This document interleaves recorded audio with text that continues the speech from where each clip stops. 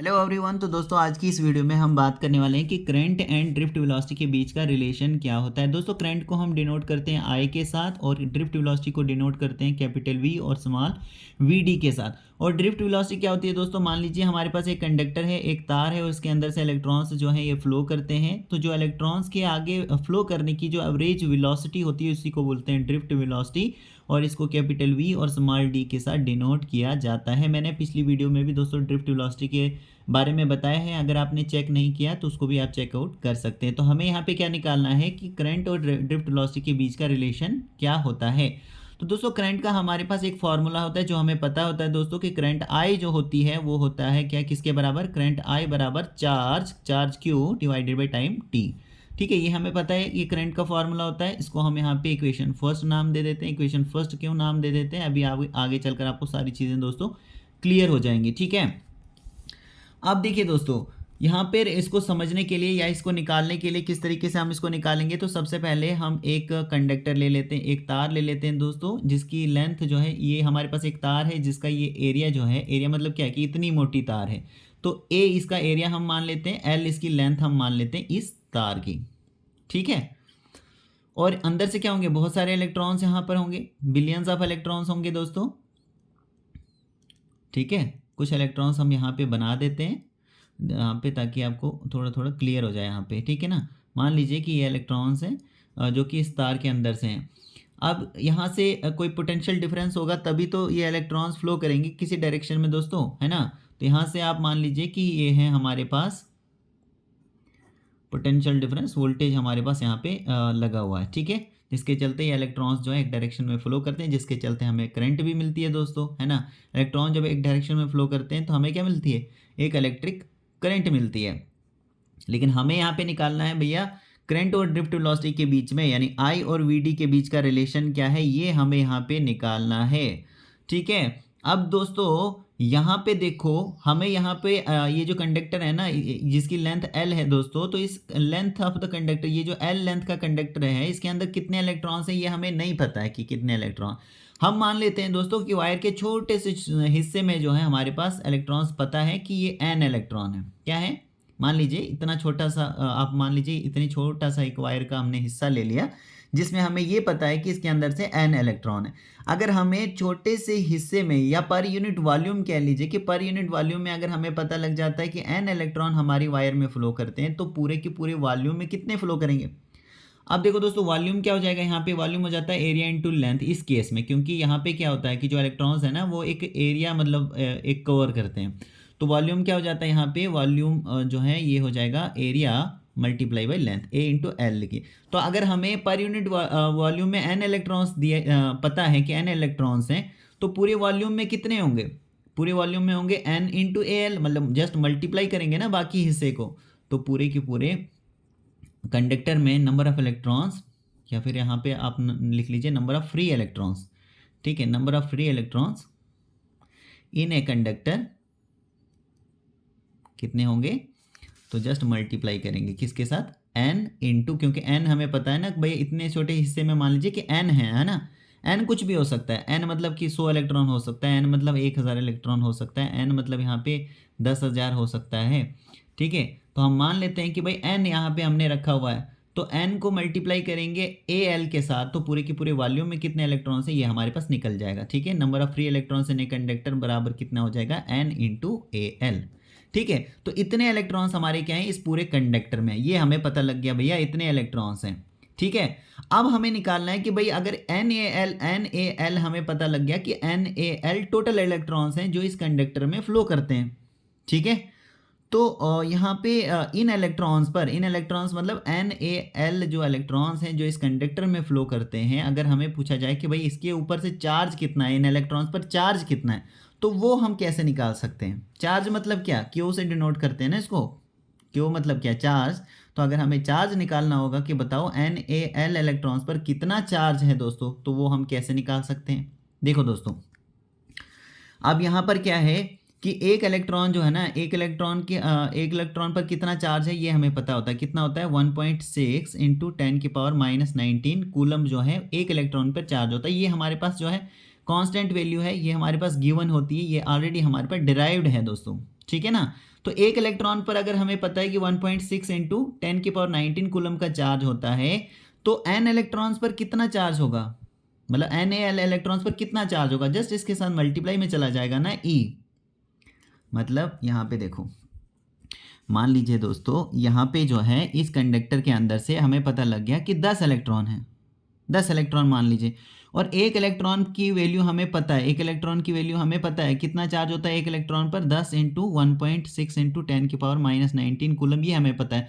तो ये इसके साथ क्या हो जाएगा, मल्टीप्लाई में चला जाएगा ना। 10 इलेक्ट्रॉन हमारे अगर इसमें है कंडक्टर में, या 20 मान लीजिए, तो 20 को मल्टीप्लाई करेंगे अगर एक इलेक्ट्रॉन पर कितना चार्ज है, तो हमें पता लग जाएगा टोटल चार्ज यहाँ पर कितना है 20 इलेक्ट्रॉन्स पर।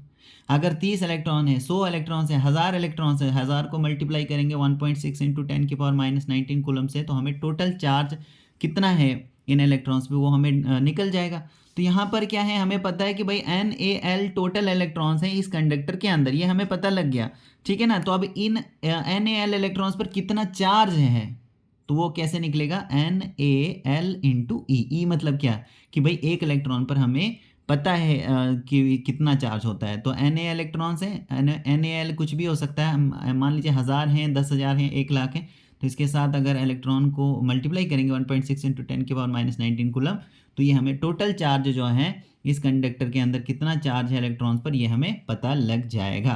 तो चार्ज की वैल्यू यहाँ पे हम निकल गई NaLe, ठीक है, चार्ज हमने यहाँ पे निकाल दिया।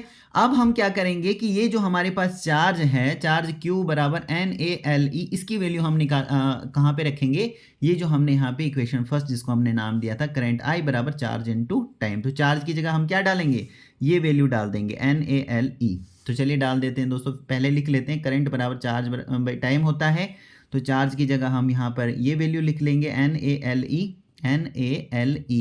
डिवाइडेड बाई टाइम T, ठीक है, ये हो गया दोस्तों। अब यहाँ पर दोस्तों टाइम जो होता है ना, टाइम का फॉर्मूला आप लोग जानते हैं, टाइम का फॉर्मूला क्या होता है, टाइम होता है डिस्टेंस कितना है डिवाइड बाय वेलोसिटी, ये होता है टाइम का फॉर्मूला। अब यहाँ पर अगर आप देखोगे तो हमने शुरू में यहाँ पे जो है डिस्टेंस क्या लिया था, L लिया था, यहाँ पे जो वायर का डिस्टेंस हमने कितना लिया था, लेंथ हमारे पास है ना L यहाँ पे, तो L हमारे पास है, हम यहाँ पे लिखेंगे टाइम की जगह क्या लिखेंगे NaLe, पहले ऐसे ही लिखेंगे, डिवाइड में टाइम की जगह क्या लिखेंगे लेंथ, और लेंथ बाई वेलोसिटी। तो वेलोसिटी क्या हो जाएगी यहाँ पे, मतलब जो हमारे इलेक्ट्रॉन्स फ्लो करते हैं ना, तो इनकी जो आगे बढ़ने की जो वेलोसिटी होती है, जो रफ्तार होती है, जो एवरेज वेलोसिटी होती है, उसको हम बोलते हैं, क्या बोलते हैं, ड्रिफ्ट वेलोसिटी बोलते हैं, V और D के साथ डिनोट करते हैं, जैसे मैंने शुरू में ही बताया था। तो यहाँ पे जो है टाइम का फॉर्मूला क्या है, डिस्टेंस बाय टाइम, डिस्टेंस हमारे पास है L, और वेलोसिटी क्या है हमारे पास VD, मतलब ड्रिफ्ट वेलोसिटी, तो यहाँ पे हम लिखेंगे VD। अब देखो दोस्तों, यहाँ पे L और ये L यहाँ पे कैंसिल हो जाएगा, और ये जो VD है ये ऊपर चला जाएगा, तो यहाँ पे क्या हो जाएगा हमारे पास, करंट I बराबर NaE, और ये VD ऊपर चला जाएगा, तो VD इस तरीके से आप लिख सकते हैं यहाँ पे, है ना, NaEVD। तो ये हमारे पास हो गया करंट की, यहाँ पे जो है हमने निकाल दिया कि करंट I बराबर किसके है, NaEVD। हमें यहाँ पे देखना है कि भाई करंट और VD का रिलेशन क्या है, यही तो हमें निकालना है ना। देखो शुरू में ही हमने कहा था यहाँ पे कि रिलेशन क्या है, relation between current and drift velocity, यानी I और VD के बीच का क्या रिलेशन है, ये हमें यहाँ पे निकालना है। तो देखो यहाँ पे ये N क्या होता है, N मतलब क्या है, number of electrons, number of free electrons. तो नंबर ऑफ फ्री इलेक्ट्रॉन्स अगर आप देखोगे तो ये तो एक, अगर आपने छोटी सी एक तार ली है, मान लीजिए यहाँ पे 1 मीटर की तार ली है या 10 मीटर की आपने तार ली है, तो जो भी आपने यहाँ पे ली है, इसके अंदर से जो इलेक्ट्रॉन्स होंगे वो एक तरह से कांस्टेंट रहेंगे ना, क्या रहेंगे, कांस्टेंट रहेंगे। तो n क्या है हमारे पास, नंबर ऑफ फ्री इलेक्ट्रॉन्स, और ये क्या है, एक कांस्टेंट रहेंगे, n भी कांस्टेंट। a क्या है, एरिया, तो अगर आपने एक तार ली है तो इसका जो एरिया है यहाँ पे, ये तो एक तरह से कांस्टेंट रहेगा ना, है ना, इतनी मोटी ही तार आपने ली है, तो ये इसका एरिया क्या है यहाँ पे, एक कांस्टेंट हो जाएगा, तो a भी यहाँ पे कांस्टेंट है। E मतलब क्या है, जो चार्ज है एक इलेक्ट्रॉन पर, ये भी कांस्टेंट है, 1.6 इंटू 10⁻19 कूलम, ये भी यहाँ पे कांस्टेंट ही रहेगा। और यहाँ पर जो वेरिएबल टर्म है वो क्या है, VD मतलब ड्रिफ्ट वेलोसिटी। तो I बराबर I इज डायरेक्टली प्रोपोर्शनल क्या हो जाएगी, VD के, मतलब कि भाई जो करंट है ये डायरेक्टली प्रोपोर्शनल है ड्रिफ्ट वेलोसिटी। ड्रिफ्ट वेलोसिटी क्या, कि भाई इलेक्ट्रॉन्स जो हमारी वायर के अंदर से फ्लो करते हैं वो जितनी तेज़ी के साथ या जितना वो तेज़ यहाँ पर फ्लो कर रहे होंगे उतना यहाँ पे क्या होगी, करंट ज़्यादा होगी। इलेक्ट्रॉन्स हमारे वायर के अंदर से अगर ये तेज़ी के साथ फ्लो करते हैं, मतलब उनकी जो वेलोसिटी है, जो ड्रिफ्ट वेलोसिटी है, आगे बढ़ने की जो एवरेज वेलोसिटी है, अगर वो ज़्यादा है दोस्तों, तो इसका मतलब क्या है कि करंट ज़्यादा है। यहाँ से आपको पता लग रहा है ना इसका रिलेशन। और करंट ज़्यादा इसका मतलब क्या है कि भाई यहाँ से ड्रिफ्ट वेलोसिटी की इलेक्ट्रॉन्स की जो है वो ज़्यादा होगी। और अगर ड्रिफ्ट वेलोसिटी कम होगी इसका मतलब है करंट भी हमें कम मिलती है। और ये जो दोस्तों ड्रिफ्ट वेलोसिटी होती है, वीडी जो होती है ड्रिफ्ट वेलोसिटी, ये बहुत ही स्मॉल होती है। मतलब हमारे जो इलेक्ट्रॉन्स होते हैं ना, ये बहुत ही धीरे धीरे वायर के थ्रू फ्लो करते हैं। अब आपके माइंड में एक क्वेश्चन आ रहा होगा कि अगर इलेक्ट्रॉन्स हमारे धीरे धीरे ही फ्लो करते हैं, इलेक्ट्रॉन्स अगर धीरे धीरे फ्लो करते हैं, तो फिर हमारी जो घर पे जैसे बल्ब वगैरह लगा होता है, तो उसको जैसे आप स्विच वगैरह ऑन करते हो तो वैसे तुरंत से इतना जल्दी कैसे, मतलब जल्दी कैसे वो जो बल्ब है वो ग्लो करने लगता है विद इन द सेकेंड, मतलब इतना जल्दी होता है कि भाई बल्ब जो है हमारा वो। तो इसका आंसर क्या होता है दोस्तों, इसका मैंने पिछली वीडियो में भी बताया था कि जैसे मान लीजिए ये हमारे पास एक बकेट है, ठीक है, एक बाल्टी मान लीजिए या टैंक मान लीजिए, इसमें पूरा का पूरा पानी भरा हुआ है, पूरा का पूरा क्या है, पानी भरा हुआ है। तो जैसे आप ऊपर से थोड़ा सा भी पानी अगर इसके ऊपर फेंकोगे तो पानी क्या हो जाएगा, बाहर आ जाएगा। क्या आ जाएगा, पानी बाहर आ जाएगा। आएगा कि नहीं आएगा, क्यों आएगा बाहर, क्योंकि भाई ये पूरा का पूरा भरा हुआ है। इसी तरीके से आपको समझना है कि जब हमारे जो हमारी वायर होती है, इस वायर में पूरी की पूरी वायर में इलेक्ट्रॉन्स जो हैं वो प्रेजेंट होते हैं। तो जैसे आप स्विच ऑन करते हो तो इलेक्ट्रॉन को कहीं से कहीं जाने की ज़रूरत नहीं होती है, वो पूरी की पूरी वायर में ही होते हैं। मतलब सेम इसी तरीके से टैंक की तरह, जैसे आपने ऊपर से पानी फेंका वो बाहर आ गया पानी, ठीक है।